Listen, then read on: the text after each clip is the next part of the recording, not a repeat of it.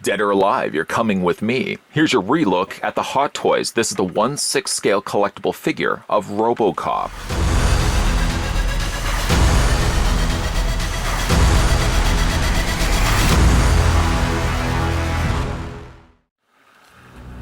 Part man, part machine, all cop. From the 1987 classic RoboCop, Hot Toys is proud to introduce the Hot Toys RoboCop MMS die-cast 6-scale figure. The newest addition to the Hot Toys MMS die-cast series is specially designed with die-cast material for greater realism. The MMS die-cast series brings fans a higher level of authenticity, focusing on materials, fine details, and engineering. The movie-accurate RoboCop MMS die-cast 6-scale figure is highly detailed, featuring a newly developed body, metallic black, gray, and silver armor, and interchangeable lower faces. RoboCop speaks 6 memorable quotes from the film, allowing fans to recreate their favorite scenes.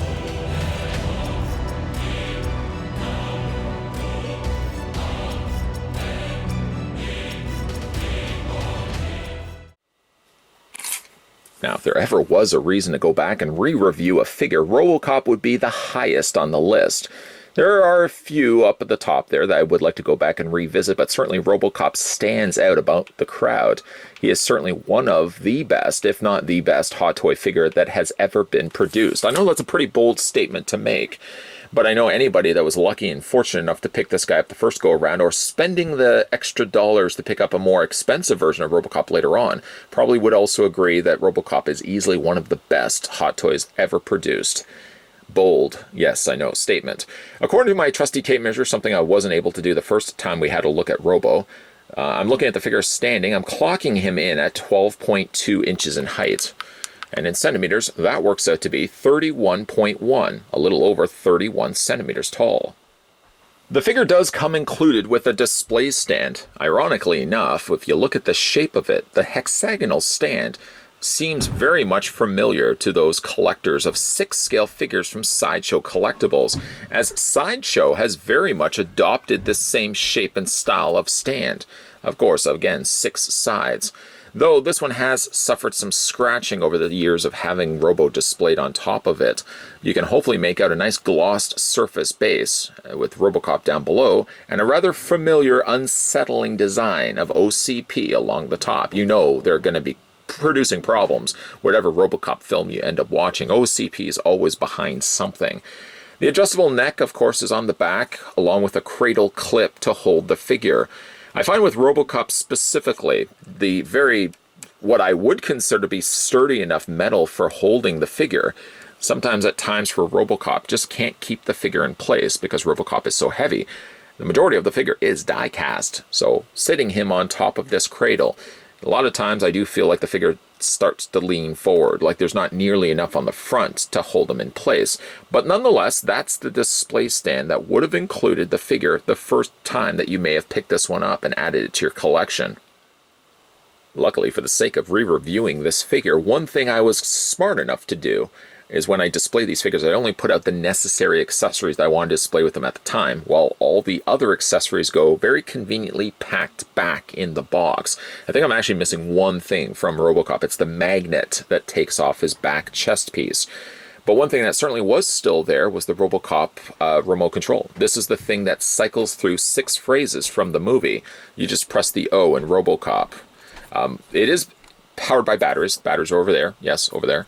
And I've already taken the batteries out when I first put this back in the packaging, so luckily the batteries didn't bleed or leak. That's always something that I feel myself I'm worried about. I certainly don't want batteries to be leaking, so when it comes time to finishing up reviews, and I'm never going to really display my figures with batteries in them, I always take the batteries out, put them back conveniently in the tray until I'm ready to go again.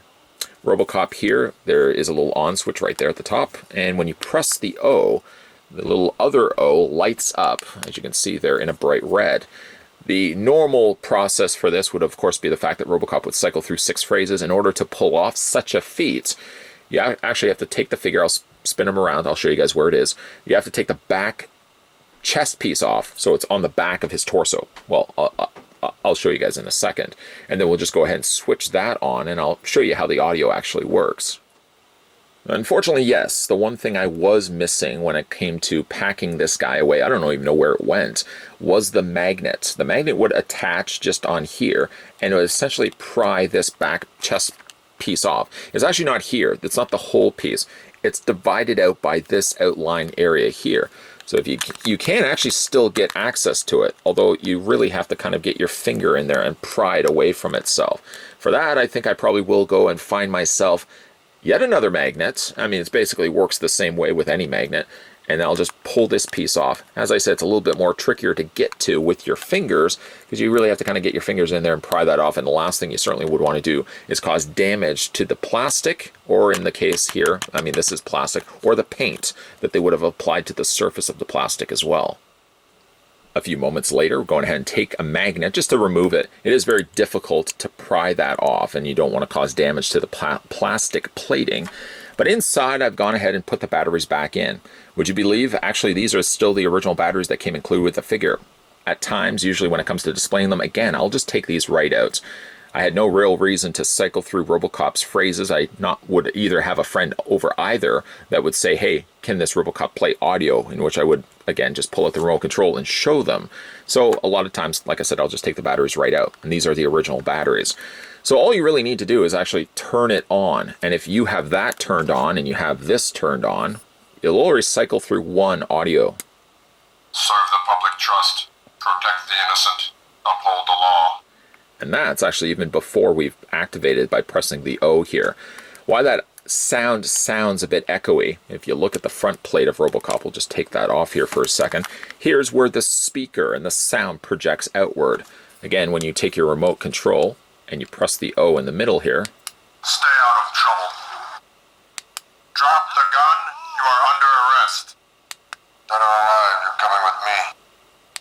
Come quietly or there will be trouble. Thank you for your cooperation. Good night. Serve the public trust, protect the innocent, uphold the law. I mean, to be fair, it's a good enough gimmick, and being able to hear Peter Weller once again reciting those phrases from RoboCop, the clips from RoboCop, it is a nice touch. You don't see it too often with Hot Toy releases. Again, when it comes to displaying the figure, I'm taking those batteries out completely because I certainly don't want to cause any bit damage to the internal workings of the RoboCop here. Running through the accessories that come included with the figure, RoboCop comes with its trusty Auto 9. Very accurate to the way it appears in the film, though I must say it's a little more shinier than what I remember from the film. The top section actually does shift back, exposing and revealing one bullet in the casing there. And then on the underside, you can actually pull the clip out. Just take your finger and get your finger on there. There we go, and slide that out. And you'll have the very same bullet visible along the top. It's a nice touch, and I like the fact that they include that. As I said, though, it's a nice looking recreation of the gun that he has in the film, though, again, I do feel it's a bit on the glossy side, a little bit more glossier than what he actually has. But, like in the RoboCop film, you can open up the Hot Toys version of RoboCop, exposing his holster inside. The holster shifts out so that you can then take the Auto 9 and just slide that in place like that.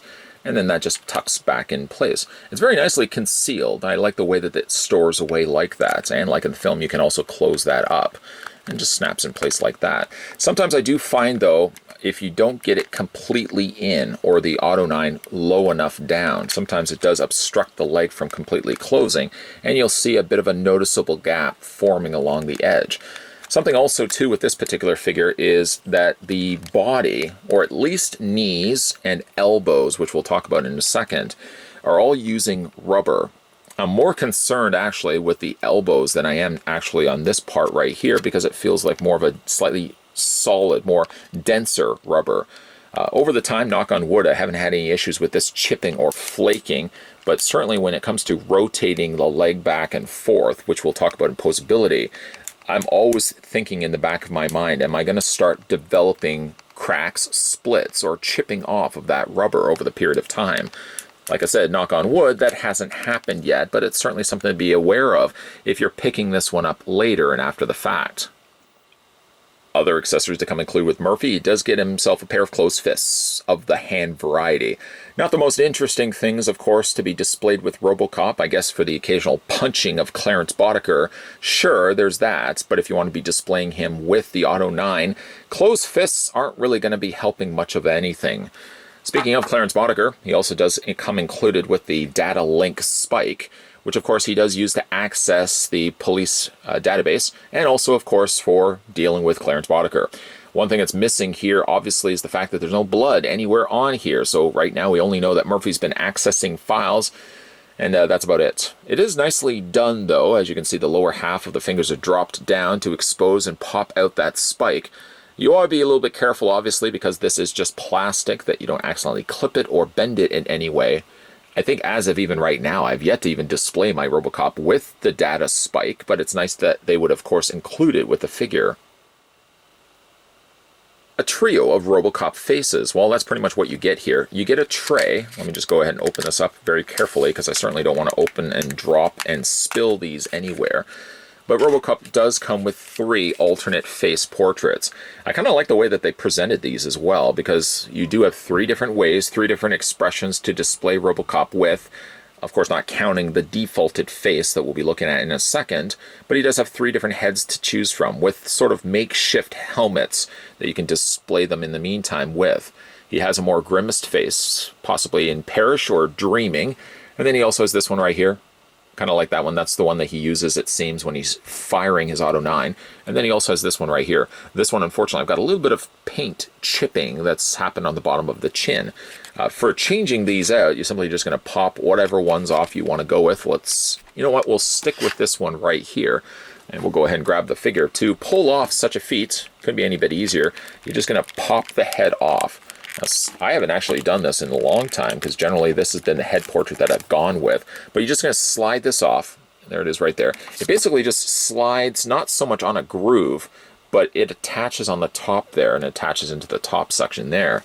But then choose whatever face you want to go with. It seems jarring, I know. Still present though is his chin guard. Unlike the movie that just sort of disappears and doesn't go anywhere. Just disappears, I should say. You just pop that off like that. Replace it with the mouthpiece that you want to go with. Again, you just take those squares, line them up, fit them into that open slot, and just push it down. Sort of push it down like that. And then we'll go ahead and just replace RoboCop's helmet. It doesn't look really finished until finally you get that in place, and that's what the alternate mouth looks like. Again, there's a couple of options to go with. Unfortunately, the one that I'm going with has left a little bit of a scratch or chip at the bottom of the chin. This one almost seems to have it as well. I think frequent changing these out, sitting them in the bottom section, which I don't think I actually have all the way down, I think frequently doing this, I think you're causing damage to the bottom half of the chin. Again, we'll just kind of, there we go, push that down completely. And we'll just put that over top. This is actually magnetized. It's a very strong magnet. You'll know it when you put the helmet back down. And again, that's one of the various head portrait, or at least face portraits, that comes included with the figure. Switching to a more anguished looking RoboCop just for the split second as I segue over to the battle damaged helmet that comes also included with the figure. You can see that not only does it have penetration of those bullets, but there's also some nice burn marks that they airbrushed to the surface. Really nice the way that they've done that. You probably can see a little bit of a reflection peering off from the inside of that hole. Yes, there is the eye of Alex Murphy, which literally is just a piece of plastic that they sculpted and put on the back side of the helmet. But it's certainly enough that it gives you the look that he has in the film when he's fleeing away. To pull off this look, obviously, it will involve me popping the helmet off. I can't believe how strong this magnet is. And then we'll just replace it with the battle damaged helmet, slide that down into place, and you've got yourself a really neat looking RoboCop. It doesn't just stop there, no way it doesn't. He does also come included with a battle-damaged torso piece, which looks very similar to the one he's currently sporting, other than, again, a lot of battle-damaged, even to the point where there's a visible opened area with them tubing and piping underneath that. It's really neat the way that they've done that. To pull this off is actually a lot easier than the helmet. You're just popping this off. It seems like it's attached on the top via magnets, and it's just clipped down below. Take then the battle damaged torso piece, snap that in place, peg it in on the sides, there's one side there, and peg it in on the other side there, and you've got a nice looking RoboCop. Now, this would be one strong contender for the way of displaying the figure.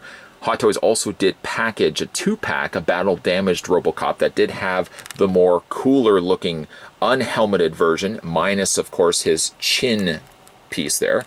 But it would have come also with a regular Officer Murphy. That is also a 2-pack that I never did get around to reviewing, but I have in my collection. So stay tuned, and we'll be doing a review of that in the upcoming videos. So again, it's a nice look. 2 distinct looks for RoboCop. Again, you can go with a regular portrait, or if you want something a little bit more battle damaged with your Robo, then you can swap out the torso piece, and you can swap out the helmets for something, like I said, a little bit more battle damaged. Reverting RoboCop back to the way he was so we can get some nice close-up looks at the figure. This is a figure I don't feel in any way has been dated. Sometimes when you get older Hot Toy figures and you look back at them, or if they do re-release later ones, they always can go back and look at the older ones and feel like they look a little dated on sculpt. And I don't feel like that's the case at all when we look at RoboCop. I mean, the likeness for, again, what you get for RoboCop, it's basically just this part right here. I mean, the sculpting on the helmet and the chin section of his armor actually does look good. It's got a nice reflective surface to it that bounces the light off rather nicely. But it's this part right here, the area of his mouth, that would either read or not read actor Peter Weller. And I feel like there is a good likeness for, again, what you only are seeing here, to look like Peter Weller. I think it does look a lot like him. Some nice details have been incorporated to the side helmet. For example, OCP Police 001. The little screw holes, of course, he would pull out to remove the helmet is also there as well. I mean, he's got a lot of cool stuff going on for this particular figure. The thing, though, the one thing I kind of wish that this figure would have potentially had that sort of doesn't quite make him perfect.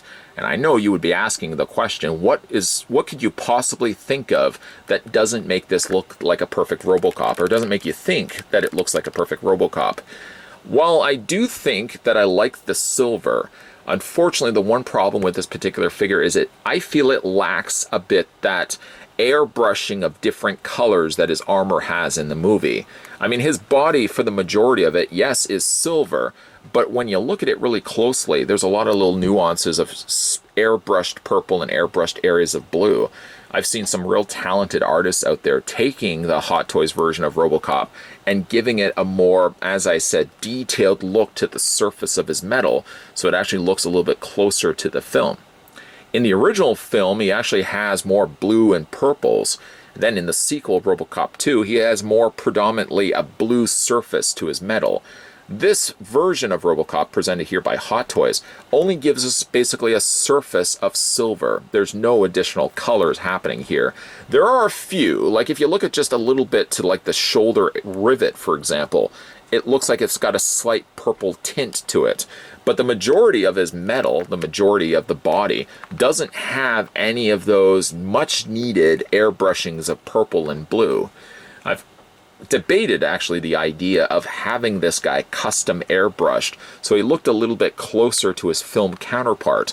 The only problem with a figure like this that's now out of circulation, he's already expensive as he is to pick up now.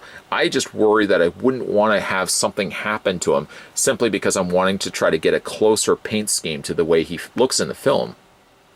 Despite perhaps not delivering quite the paint scheme that he has in the film, there's nothing else I would really have changed to this figure. It looks exactly like he does in the film itself, just in a smaller 12-inch format. He's got a lot of cool details and stuff. All the things that you'd expect to see from the film, he has it here on this figure. We'll kind of look at articulation in a second, but his arms, for example, do rotate out, for example. Like you can hinge those out. I know obviously looking at it right now, it looks like his arm is slightly disjointed from the rest of his torso, but it's one thing that they did incorporate to this figure. As I said, if you want to have more of the hinge forward, for example, if he wants to be holding his Auto 9, this actually is one thing that reminded me to talk about as well. One other pair of hands that I omitted earlier in this review is he does have articulated finger hands, which is usually the hands of choice that I go with. So for example, stay out of trouble. You can actually pull off that look. Or again, if you want to display him with the Auto 9, it's simply just a case of taking, let me just see where it is. There it is right there. We'll grab the gun. You can fit it around. This is a little bit more difficult to pull off, But you get it around his trigger finger, for example, get that around the trigger of the gun, and then just tuck the rest of the fingers around. And you have something that looks certainly a little bit more realistic, as opposed to simply just a pre-molded holding gun gripping hand, of course. So I like the way that they've done that.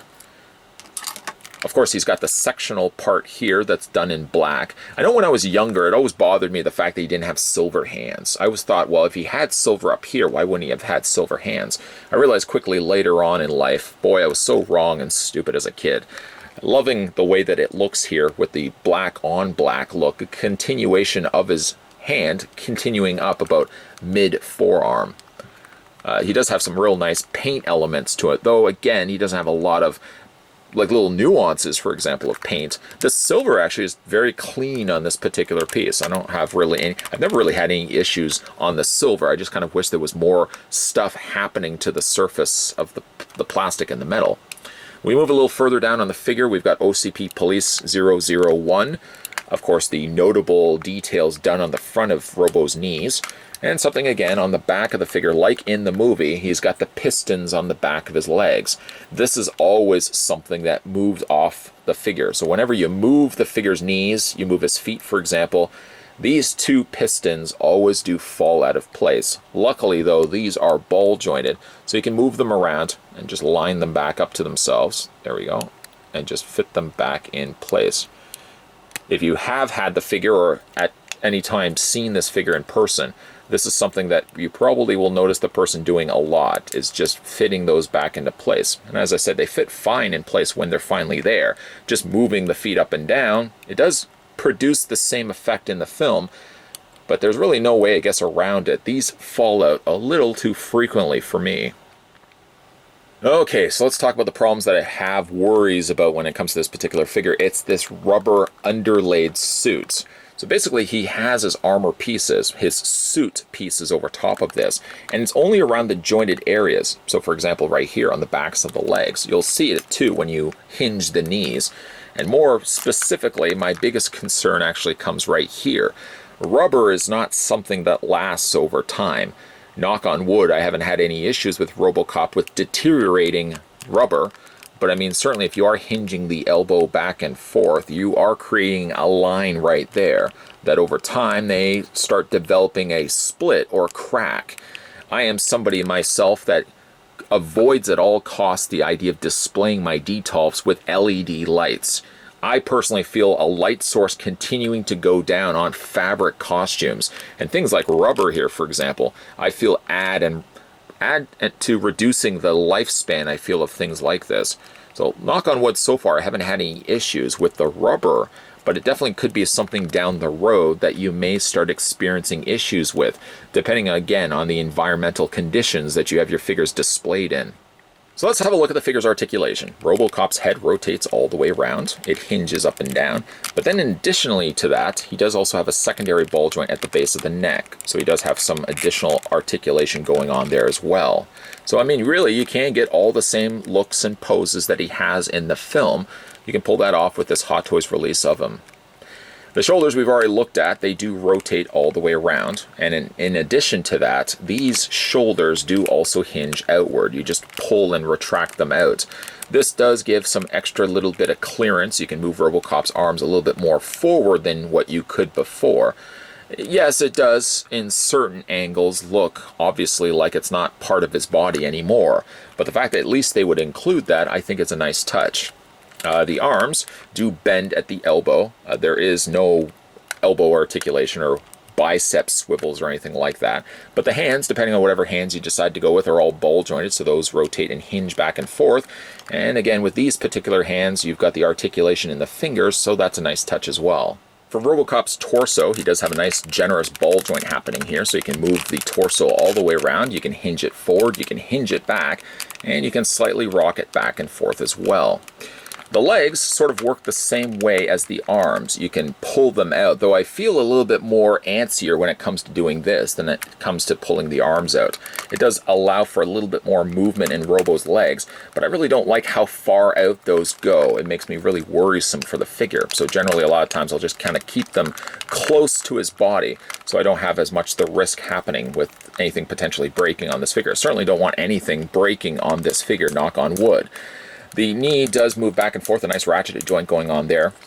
And then for the feet rotate back and forth. You want to be very careful, though, of the piston. Certainly also the way it's attached to the back of his ankle. But the feet move back and forth. You can also move them up and down. And RoboCop, if you could actually believe it, the proof is in the pudding, RoboCop also has toe articulation. At least all the toes together, sure, but he does also have toe articulation as well. And that's always nice. RoboCop is a Hot Toys, I feel, that has aged well over the years. If I had a list of figures that going back to it and thinking, oh, the sculpt probably could have been improved, the paint could have been a little bit better, and this doesn't look at all like this character, RoboCop never would make that list at all. In fact, I would even say if Hot Toys was to consider down the road giving us a new version of Robo, I can't see what they would have changed to improve the one that we've already gotten right here. There's nothing wrong with this one at all. Sure, yes, maybe his leg could open up differently, perhaps. Maybe the holster could slide out a little bit easier. But I think the real thing that I would have changed to this figure is more cosmetic than anything else. In the movie, he doesn't quite have the silver armor like this. Sure, yes, certain way the light hits it, it does have that different color scheme to it.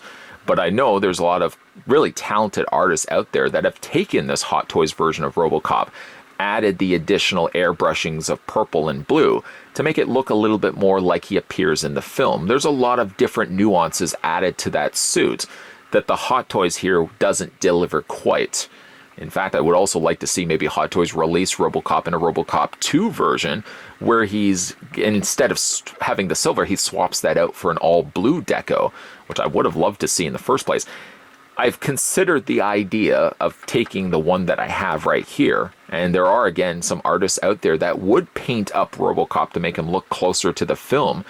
But again, at the risk of taking a figure that I love so much, and taking also a figure that's out of circulation now, harder to come by and much more expensive to acquire, it's not a risk I'm willing to take. I'll deal with the fact that RoboCop doesn't have the most accurate of movie color schemes, because the rest of the figure is astonishingly awesome. It is by far one of my favorite Hot Toy figures that I have in my collection. And again, there's nothing really that I would change to it at all. Things to be, of course, caution of if you are looking to pick up this one for yourself is just double check the durability of the rubber and the joints and the elbows and the knees. These are two problematic areas that so far so good I haven't had any issues with, but depending on the conditions and way this guy has been stored away, it's definitely something you want to look at, especially even the one that you have on display. Just double check from time to time that you don't have splitting or cracking happening in those areas that I just mentioned. I did also mention during this review that I did pick up a long time ago the battle damaged RoboCop that came included with Officer Murphy, and I did also pick up the RoboCop that came with his chair. For one reason or another, I don't even know why, I never got around to reviewing those, but if I'm now in the market perhaps of looking at RoboCop figures again, maybe I will be finding those in storage. I'll be taking them out of the packaging, and reviews of both the 2-pack RoboCop and Murphy and the RoboCop and chair will be coming soon, if that's certainly something you guys would like to see. What do you guys think of RoboCop down below? Whether you've picked this figure up in your collection, probably one of your more beloved pieces in your collection, or you haven't picked it up just yet, and based on this review and this review alone. RoboCop, unfortunately, as I mentioned, it hasn't been circulating for quite some time. So if you wanted to buy him for $1, the likelihood of that happening would be very slim to none. RoboCop at the time that he did come out was closer to $300. Probably expect to pay 3 or even 4 times that amount if you're looking to add one to your collection right now. You probably will be paying at least, I would think, $600 to $700 for just this version. So if you are interested in picking this one up and you didn't get your chance before, happy hunting and good luck, my friends. Today, again, we were having a look at RoboCop. This was product code MMS202-D04. This was the die-cast from the movie Masterpiece series, and this was OG RoboCop. Man, I'd love to get a RoboCop 2. I don't think it's ever going to happen. A Kane RoboCop also. Now I'm just mumbling on. A RoboCop 2 Kane would also be something I would love to see a 6-scale company produce. But again, that's only just the dreams of this humbled reviewer. If you guys like the content you're seeing on this channel and certainly want to stay tuned, make sure you hit that bell notification and turn on. I think I swapped that around. Make sure you hit that subscribe button down below. It's been a long day. And turn on that bell notification and stay tuned because there's going to be a whole lot of videos coming your way. I think what we are going to be doing with a little bit of available time now on my hands is we're going to be looking at some new pieces, of course, to this channel, and we'll be backtracking, sidestepping, if you will, and we'll be having a look at some of maybe collectibles that I looked at in previous reviews. Maybe, gosh darn it, we'll be having a look at those again as well. So there's going to be lots of stuff to get, of course, for you guys to be checking out. As always, guys, thanks for watching as you always do, and I'll see you guys next time.